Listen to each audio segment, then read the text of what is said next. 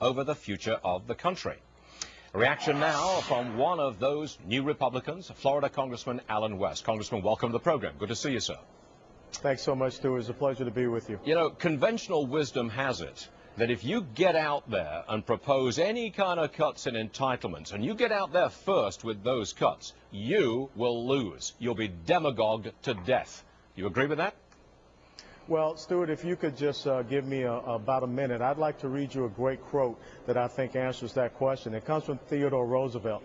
It says, "It is not the critic who counts, not the man who points out how the strong man stumbles, or where the doer of deeds could have done better.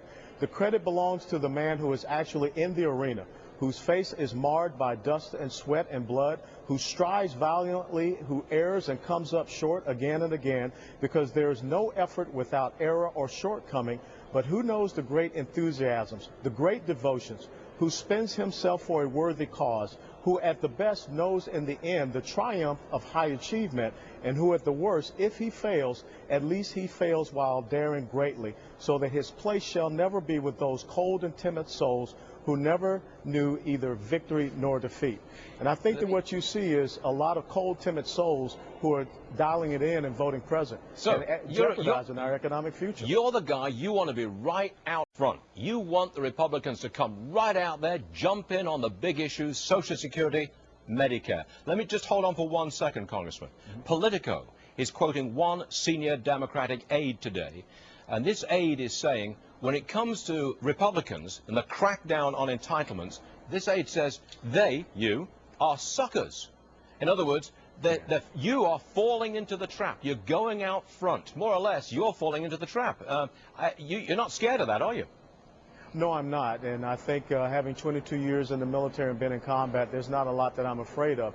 The most important thing is that the American people are looking for leadership, and from President Obama down to the Democrats, they're abdicating that leadership, and I'm more than willing to pick up that mantle and make the hard decisions for the American people for our economic future if they decide they don't wish to do so. All right, let's transfer to the issue of shutting down the government. I want you to listen to this soundbite briefly from a leading Democrat. Shut down as possible, because that's what the Republicans are threatening us. There's a possibility that there could be a government shutdown. The Republicans threatened to shut down the government as they did 15 years ago. There should be no reason at all for a government shutdown. It does seem like the Democrats want you to shut down the government, thinking that they will win politically. But again, you contest that. You don't think you don't think you'd lose, do you? No, I don't, and I think that what you heard in those sound bites were the perceptions of leadership through fear-mongering. We're not talking about shutting down the government, and actually, the president is the CEO of this great corporation called the United States of America. We're going to make recommendations to him, and if he continues on with his failed economic policies, he has the responsibility. And I think it's time that the president of the United States stands up as a leader, stands up and takes responsibility, and looks forward to the future and the legacy of our economic situation here in this country, and not try to push it aside on someone else. I'm sick and tired of this chicken little blame game that they play.